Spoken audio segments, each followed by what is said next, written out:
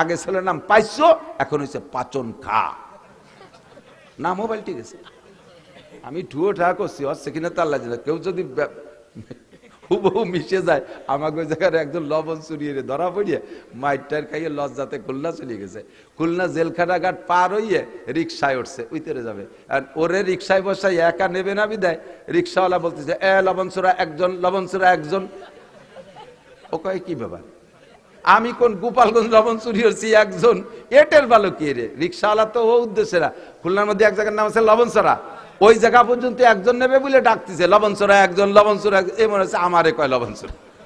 10 বছর আগে যারে মাঠে মানুষে কামলা নিত না, ওরে যদি তোমার মাঠে কামলা নাও তাহলে আমরা কামলা দেব না। ওর গালে গন্ধ, ওর বগলে গন্ধ, ওর কান পচা, বাতাসের বাটিতে কাজ করা যায় না, ওরে নিলি। এমন পচা কুইয়ে বাজে একটা, হঠাৎ করে তার ছেলে একটা ফ্রান্স চলে গেছে, কি দেখিয়ে তেতি ইটালি চলে গেছে, এখন মাসে 2 লাখ টাকা পাঠায়, শিবসারের মাঝখানে 5 তলা বাড়ি। এখন আগে ছেলের নাম পাইছো, এখন হচ্ছে পাচন খা। না মোবাইল ঠিক আছে, আমি ঠুয়ো ঠা করছি হচ্ছে কিনা তার লাগে না। কেউ যদি হুবহু মিশে যায়, আমাকে ওই জায়গায় একজন লবণ চুরিয়ে ধরা পড়িয়ে মাইটার খাইয়ে লজ্জাতে খুলনা চলে গেছে। খুলনা জেলখানা ঘাট পার হইয়ে রিক্সায় উঠছে, উইতেরে যাবে। আর ওরে রিক্সায় বসাই একা নেবে না বিদায় রিক্সাওয়ালা বলতেছে লবণ চোরা একজন, লবণ চোরা একজন। ও কয় কি ব্যাপার, আমি কোন গোপালগঞ্জ লবণ চুরি হচ্ছি একজন, এটের ভালো কে রে? রিক্সাওয়ালা তো ও উদ্দেশ্যে না। খুলনার মধ্যে এক জায়গার নাম আছে লবণ চোরা, ওই জায়গা পর্যন্ত একজন নেবে বলে ডাকতেছে লবণ চোরা একজন, লবণ চোরা। এই মনে হচ্ছে আমারে কয় লবণ চোরা। অনেক সময় এ কয়ে ফেললে জায়গা বিশেষ মিলিয়ে যায়, এই জন্য অন্য কিছু মনে করেন না, এইরকমই হয়। আগে ছিল শামু, এখন হচ্ছে শামসুল হক সাহেব। আগে ছিল হারাই নিয়ে, এখন হচ্ছে হারুনুর রশিদ সাহেব। পয়সা হয়েছে।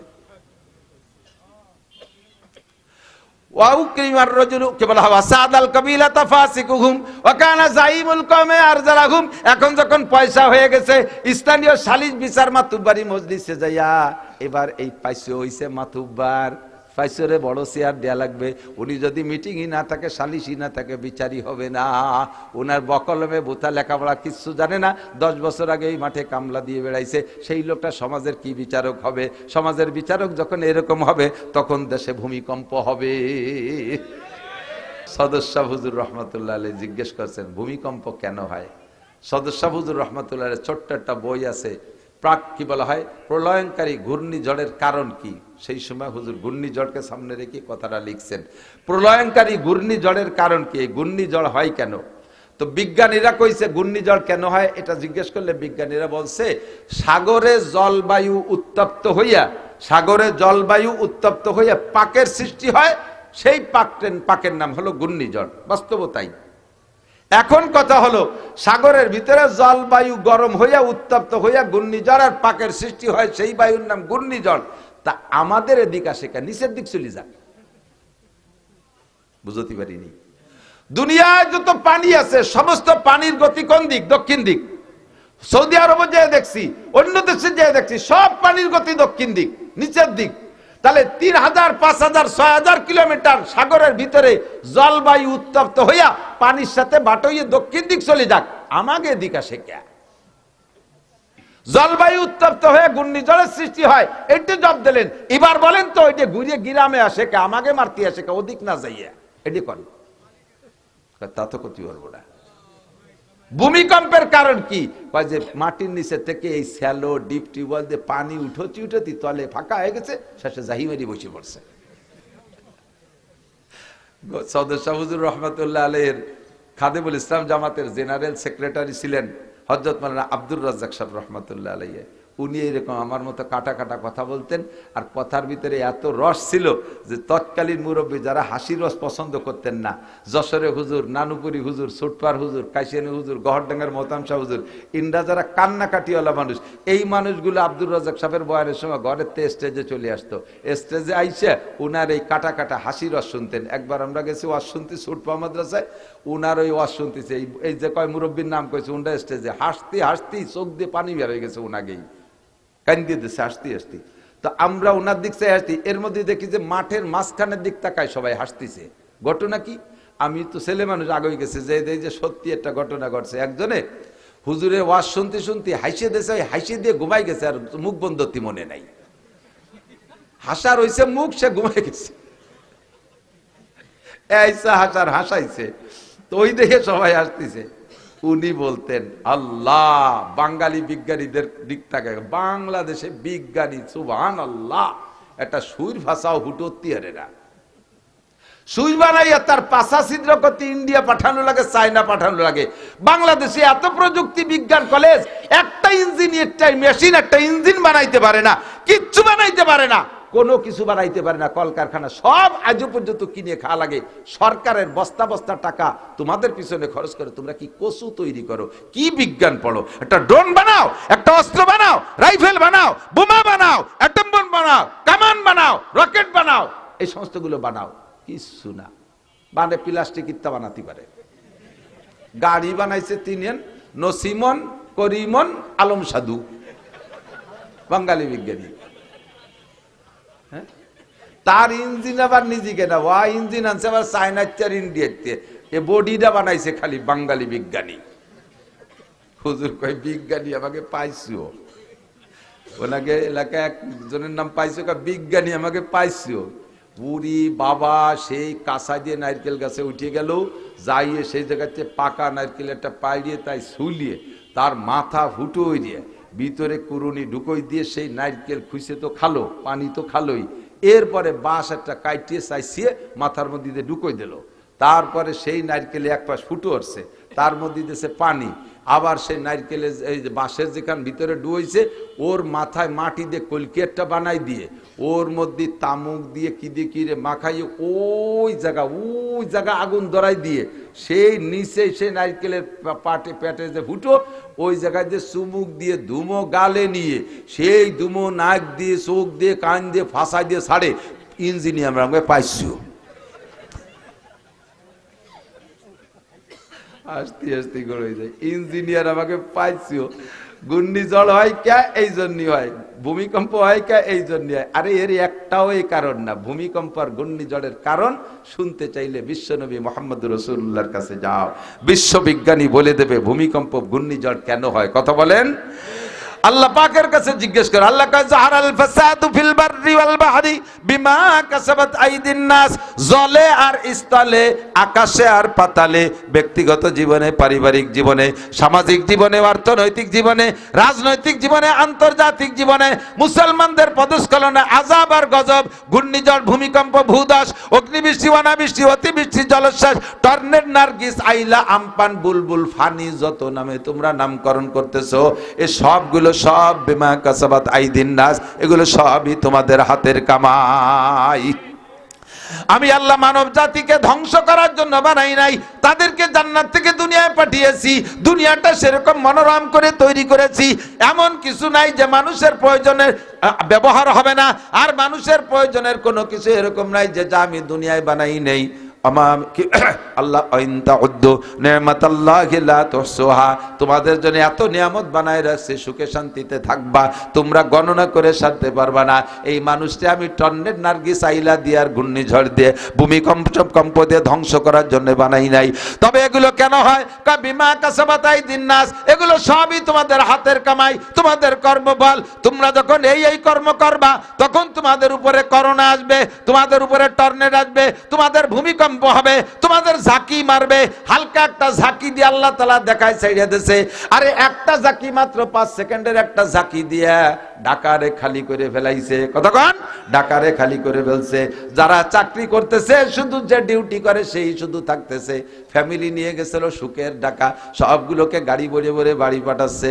আরে বিজ্ঞানীরা আবার সিগন্যাল দিয়েছে আর কয়েকদিনের ভিতরে যেটা চলে গেছে সেটা ছিল 5.5 মাত্রার, সামনে আর একটা আসতেছে 9 বা 8 মাত্রার। 5.5 কি বলা হয়, 5.5 মাত্রাটা দিয়ে ঝাঁকি দিয়ে ঢাকার বিল্ডিং গুলোকে মোটামুটি নড়বড়ে করে ফেলাইছে। এরপরে যদি 9 পয়েন্টের একটা ঝাঁকি মারে, একটা বিল্ডিংও থাকবে না। কথা বলেন। সব শেষ হয়ে যাবে, হুড়মুড় করে পড়বে ঘনবসতির বিল্ডিং ঢাকা শহর। এ জায়গা মানুষ টিকতে পারবে না, বাঁচতে পারবে না। এত বড় দুনিয়াকে ঝাঁকি দিতে আল্লাহ পাকের সময় লাগে না। তোমরা ভালো হয়ে যাও, ও ঢাকার ভিতরে যা চলতেছে তোমরা কন্ট্রোল হয়ে যাও।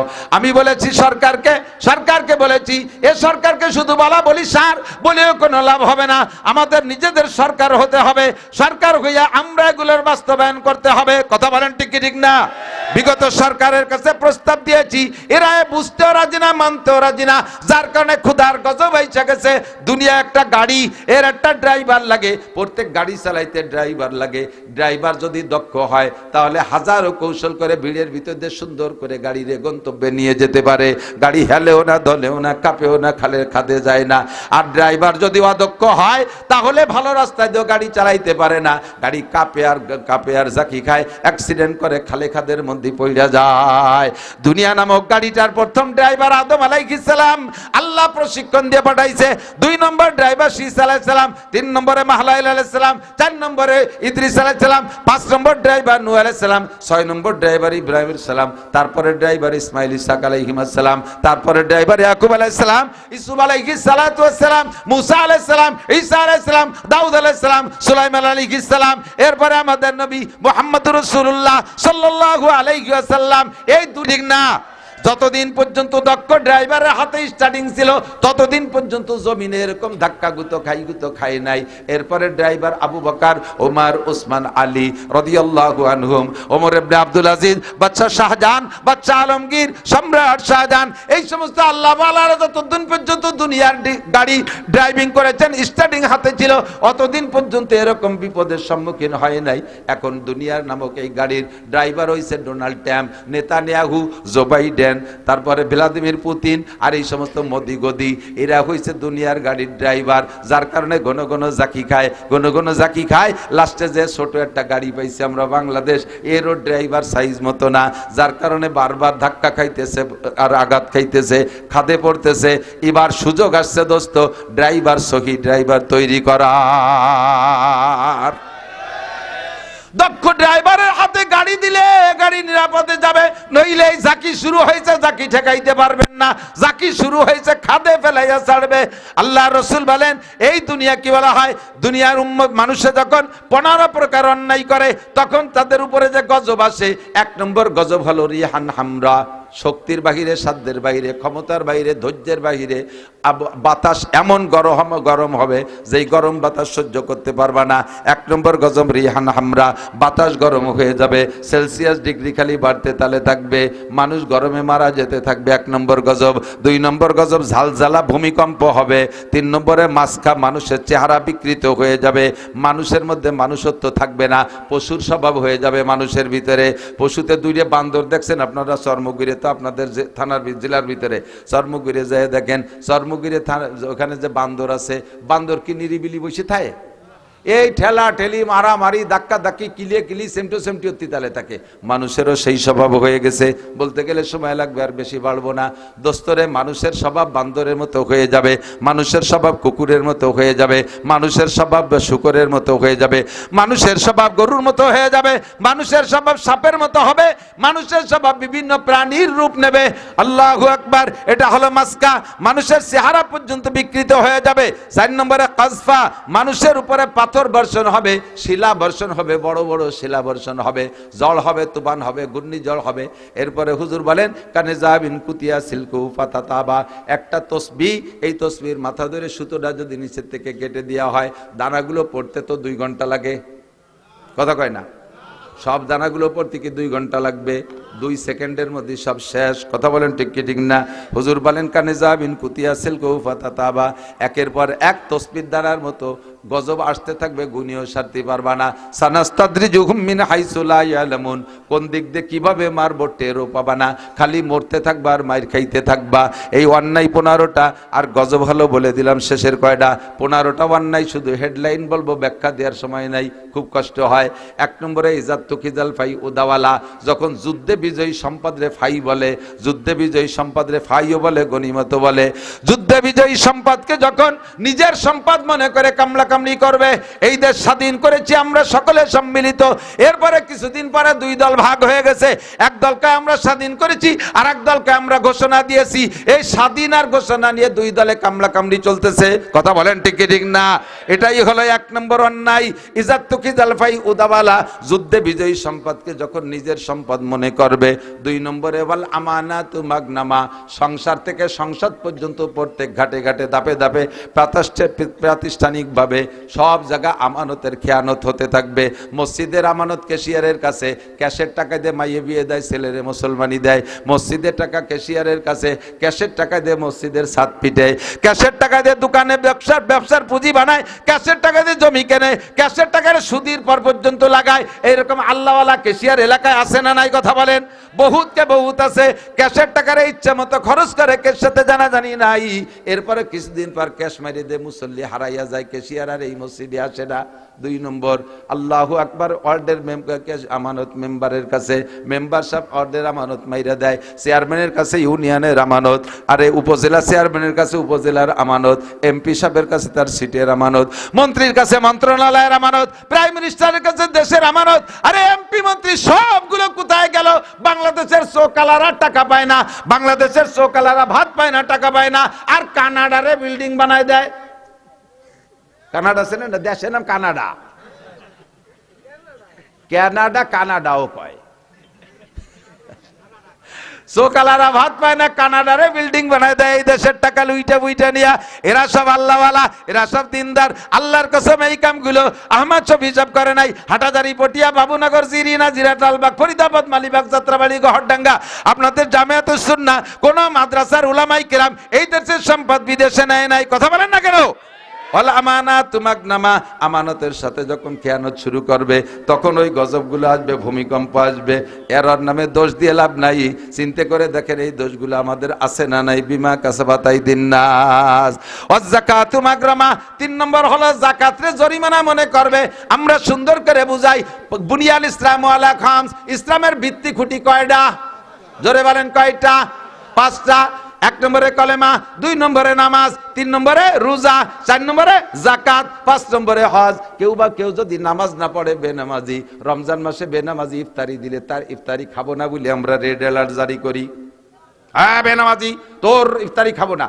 অথচ ওই লোকটা জাকাত দেয় না, ওই লোকটা জাকাত দেয় না। যে জাকাত না দেয় সে আবার ইফতারি দেয় মোটা অঙ্কে, সেই ইফতারি আবার ঠিক মতো খান। নামাজ না পড়লে যে পরিমাণ অপরাধ করেছে, জাকাত না দিয়ে সম পরিমাণ অপরাধ করেছে। বেনামাজির সাথে সম্পর্ক মিস করে দিয়েছেন, কিন্তু জাকাত দেনেওয়ালা তো আবার আপন করে বন্ধু বানায় নেছেন। এই জন্য জাকাতরে যখন উম্মতে জরিমানা মনে করবে, আমরা সুন্দর করে বুঝাই দেই, ভাই জাকাত দেওয়া 40 ভাগের 1 ভাগ ফরজ।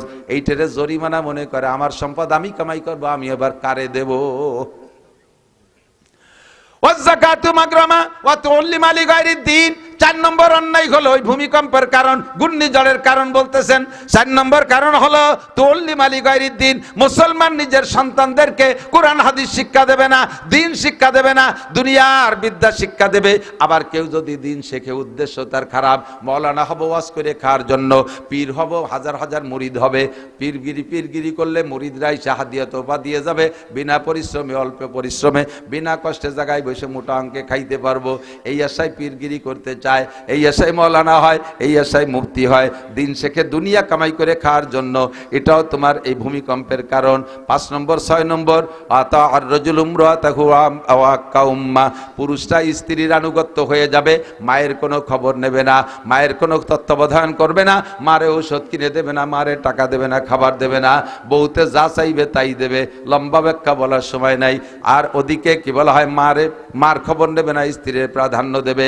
7 নম্বর 8 নম্বর আদনা সাদিকাহু ওয়া আকসাবা, ভাই বন্ধুর পিছনে হাজার হাজার লক্ষ লক্ষ টাকা খরচ করবে, নির্বাচনে পারপাস লক্ষ লক্ষ কোটি কোটি টাকা খরচ করবে, অথচ আব্বার ঔষধ কিনে দেবে না, আব্বা তবলিগে যাইতে চাইলে আব্বারে কয়টা টাকা দেবে না, আব্বার জামা লুঙ্গি পোশাকের খোঁজ খবর নেবে না। এইগুলো সব ভূমিকম্পের কারণ। 7 নম্বর 8 নম্বর 9 নম্বর হলো অজহারাতিল আসওয়াতু ফিল মাসাজিদ, মসজিদের মধ্যে ইবাদত থাকবে না, বসে বসে দুনিয়ার গল্প চলবে, রাজনীতি রাজনীতি, পচা রাজনীতি, ব্যবসা বাণিজ্য ইত্যাদির গল্প চলবে। মাসাজিদুহুম মুতাআমিরাতুন ওয়া হিয়া খারাবুন আনিল হুদা, মসজিদ বানাবে পাল্লা দিয়া। ওদের মসজিদে সাধারণ টাইলস, আমাদের মসজিদে হবে মার্বেল টাইলস। ওদের মসজিদে আছে ফ্যান, আমাদের মসজিদে হবে এসি। ওদের মসজিদে 52 ইঞ্চি ফ্যান, আমাদের মসজিদে হবে হেলিকপ্টার ফ্যান। আপনাদের দিকে আছে না হেলিকপ্টার ফ্যান? মুসল্লি নাই, হেলিকপ্টার ফ্যান দেখতে চতুর্দিক দিয়ে নায়ক নায়িকার আড্ডা, যুবক যুবতীর ভিড়। কথা বলেন ঠিক কি ঠিক না? মাসাজিদুহুম মুতাআমিরাতুন ওয়া হিয়া খারাবুন আনিল হুদা, মসজিদে ইবাদত থাকবে না, ছেড়া হিদায়াতের থেকে বিরান থাকবে। এগুলো কিয়ামতের আলামত, শুধু হেডলাইন বলে যাচ্ছি। তারপরে বলেন ওয়াজাহা, কি বলা হয়, ওয়াজাহারাতিল আসওয়াতু বিল মাসাজিদ ওয়া সাদাল কবিলাতা ফাসিকুহুম। একটু বলি, ফাসেক বলে যারা ইচ্ছাকৃতভাবে রেগুলার কবিরা গুনাহ করে তাদেরকে কয় ফাসেক। রেগুলার যারা কবিরা গুনাহ করে তাকে কয় ফাসেক। কাকে ফাসেক বোঝেন? বোঝেন? বোঝেন? নামাজ না পড়া সগীরা না কবিরা? রোজা না রাখা, একটু বলতে থাকেন না আপনারা, একটু কথা দেন। রোজা না রাখা সগীরা না কবিরা? হজ ফরজ হয়েছে করে না, এটা সগীরা না কবিরা? দাড়ি কাটা, দাড়ি কাটা, বিড়ি খাওয়া, তাড়ি খাওয়া, গাঁজা খাওয়া, বেপরদা করা, সুদ খাওয়া, ঘুষ খাওয়া, এসব কবিরা গুনাহ। এই সমস্ত কবিরা গুনাহ করে যারা ফাসেক হয়ে গেছে, এই ফাসেকরা হবে কওমের নেতা।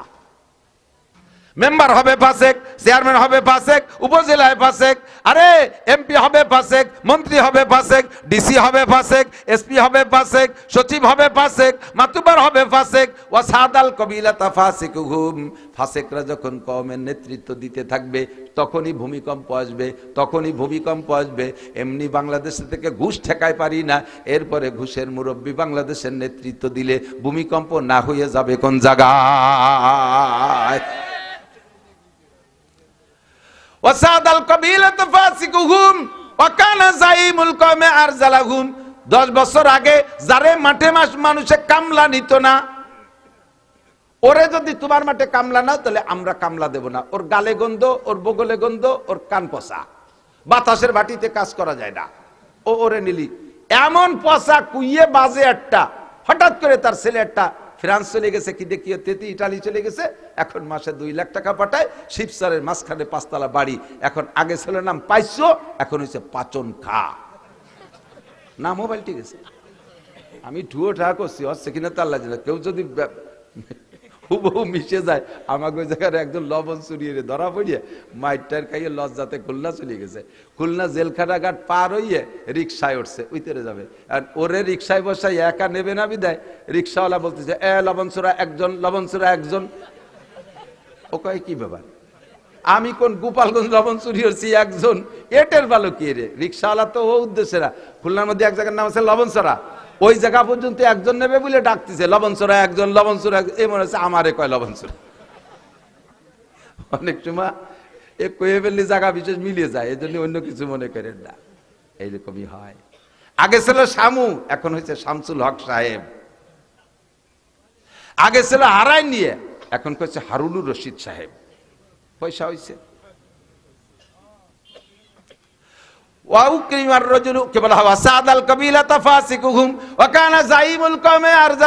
এখন যখন পয়সা হয়ে গেছে, স্থানীয় সালিশ বিচার মাতুব্বারি মজলিসে যাইয়া এবার এই পাইসো হইছে মাতুব্বার, পাইসরে বড় চেয়ার দেয়া লাগবে।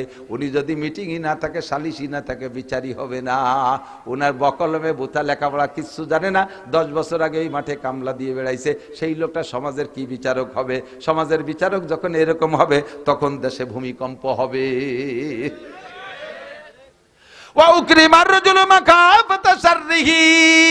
এরপরে হুজুর বলেন মানুষকে সম্মান করা হবে। খেয়াল খেয়াল, মানুষকে সম্মান করা হবে তার ক্ষতির ভয়ে। মূলত সম্মান পার যোগ্য না এমন অসম্মানী, এমন অন্যায়কারী, যারে লাইথলিয়া পার ইজ্জত যায়, এরকম ওই বেইজ্জতি অপমানী মানুষগুলোকে সম্মান করা হবে। স্যার স্যার, ভাইজান ভাইজান, মাতুব্বার মাতুব্বার, বস বস বলা হবে। কি জন্য? যদি সম্মান না করি কোন পেছে ফেলে আবার বিপদে ফেলাই দেয়, কোন দিক দিয়ে আবার ক্ষতি করে বসে। এই জন্যই তারে সম্মান করা। কথা বলেন ঠিক কি ঠিক না? এদের কারণে ভূমিকম্প হয়েছে, হুজুরকে কারণে ভূমিকম্প হয় নাই। হুজুররা আছে বিদায় একটুক বাইসে রয়েছে, নইলে ওই দিনই শেষ করে ফেলাই দিত। ওয়াজাহারাতিল মাযিফু ওয়াল কায়নাত, এরপরে বাদ্যযন্ত্র বেড়ে যাবে, বাদ্যযন্ত্র বেড়ে যাবে। আগে মাইকি বাজাইতো, ঢোল ডগর বাজাইতো, এরপরে বক্সে চলে আসে। এখন প্রত্যেকের পকেটে পকেটে বাদ্যযন্ত্র। মসজিদের মধ্যে নামাজ পড়তে ঢুকছে, তার মধ্যে বাদ্যযন্ত্র বাইজে ওঠে, মোবাইল। কথা কন ঠিক ঠিক না? আল্লাহু আকবার। এই বাদ্যযন্ত্র বাইরে যাবে। বেশি সাবাতি সময় পেলাম না। অসুরি বাতিল খুমুর, মাদক বেড়ে যাবে। বিভিন্ন নামের মাদক আসবে। গ্রাম ভরে মদ, গাঁজা, হেবা, ফেন্সিডিল, ভাতের মতো সাধারণ হালাল খাদ্যের মতো ওপেনে খাওয়া শুরু হয়ে যাবে। এগুলো সব ভূমিকম্পের কারণ। লাস্টে বলেন এই শেষকালে কিছু পুলা পাঠাইছা আগের বড় বড় মানুষের সমালোচনা করবে। ইমাম আবু হানিফা লেহা পড়া জানতো না, ইমাম শাফির ইমান নাই, ইমাম মালিক কাফের ছিল, ইমাম আহমদ ইবনে হাম্বল কিচ্ছু বোঝে না, আবু হানিফা, শাফি, আহমদ, বুখারী, মুসলিম, তিরমিজি আল্লাহর লেখাপড়া জানে না, হাজী শরীয়তুল্লাহ সাহেবের নামাজ হয় নেই, তবলিগা লাগে নামাজ হয় না, আহমদ শফি সাহেবের নামাজ হয় না, সদর সাহেবের নামাজ হয় না, নামাজ হয় আব্দুর রাজ্জাক বিন ইউসুফ, আব্দুর রাজ্জাক বিন ইউসুফের নামাজ হয় ওই আহলে হাদিসা লাগে। আর এই যে দুনিয়া ভরি যার বেটারা নামাজ পড়ে একে নামাজ হয় না। এই লোকনাথদের দেশে কারা স্কুল কলেজে পড়ে, দুইখান চটি বই বগল বই পড়িয়ে তাই নিয়ে নেছে বেড়ার আগের হুজুররা লেখাপড়া জানে না। কতক্ষণ হুজুর ১,৫০০ বছর আগে বলছে এগুলো হবে। এবার আপনারা বলেন এখন কি হবে না চলছে? আর কি হবার জন্য বাকি আছে? এগুলো সব চলছে। আর এর কারণে রিহান হামরা, বাতাস গরম, জালজালা, ভূমিকম্প, মাসখা, মানুষের চেহারা বিকৃত, কাসফা, পাথর বর্ষণ, হাজারো প্রকারের গজব আযাব আসতেছে। আল্লাহ তাআলা আমাদের এই গজব থেকে বাঁচার সরকারিভাবে বন্ধ হোক, দোয়া করি। সামনে আমরা সেই সরকার যেন পাই, যে সরকার এগুলো সরকারিভাবে, সাংবিধানিকভাবে বন্ধ করে, এই সমস্ত অন্যায় যাতে হতে না দেয়। আর আমরা ব্যক্তিগতভাবে এর মধ্যে যারাই বসা আছি, কের মধ্যে 2টি দোষ আছে, কের মধ্যে 5টা আছে, কের মধ্যে 8টা আছে, আছে না নাই? কথা কন। যে 15টা কইছি এর ভিতরে থেকে আমরা এর থেকে মুক্ত কেউ না। এর ভিতরে 1টা 2টা 5টা এভাবে সবার মধ্যে আছে। আমরা এখান থেকে আজকে তওবা করব হযরতের হাতে, হযরতের মাধ্যমে। আল্লাহ তাআলা আমাদের সকলের গুনাহগুলো মাফ করে দিক, এই গুনাহ থেকে আমাদের বেঁচে থাকার তৌফিক দান করেন। সবাই বলেন আমিন। আপনাদের এখানে আসতে যে মনটা খুব খারাপ শুরুতে, এরপরে আপনাদের তাকাজার বিনিময়ে হয়তো আল্লাহ 2 কথা বলাইছে। এই মাত্র এই যে বরাবর মনে এই সোজা রাস্তায় আসলে সামনে পরিবহনে ইনা পরিবহন যাচ্ছে, ওর সাথে একটা ছেঁড়া টায়ার রাস্তায় পড়ে রয়েছে, দূরে থেকে দেখা যাচ্ছে না। তার চাকায় বাড়ি লেগে, আমার তো দুর্বল গাড়ি, প্রিমিয়াম নতুন গাড়ি, আইসে সেই টায়ারটা সামনে বাড়ি লেগে সামনের বাম্পার ফেটে গেছে, লাইটটা বেরোয় গেছে। সহ্য করা বড় কষ্টকর। গায়ে একটা আঘাত লাগলি, আমরা গরিব মানুষের পোলা তো, এই নতুন গাড়ির গায়ে আঘাত লাগলি সহ্য করা বড় কষ্ট। আল্লাহ তাআলা রাস্তায়, তারপরে শুকর আদায় করি যে বড় ধরনের বিপদে আল্লাহ দেই নেই, ছোট্টর উপর দিয়ে আল্লাহ তাআলা আমারে বাঁচায় রাখছে। আলহামদুলিল্লাহ। আমি এ ব্যাপারে শুকর আদায় করি। সুবহানাল্লাহ বিহামদি।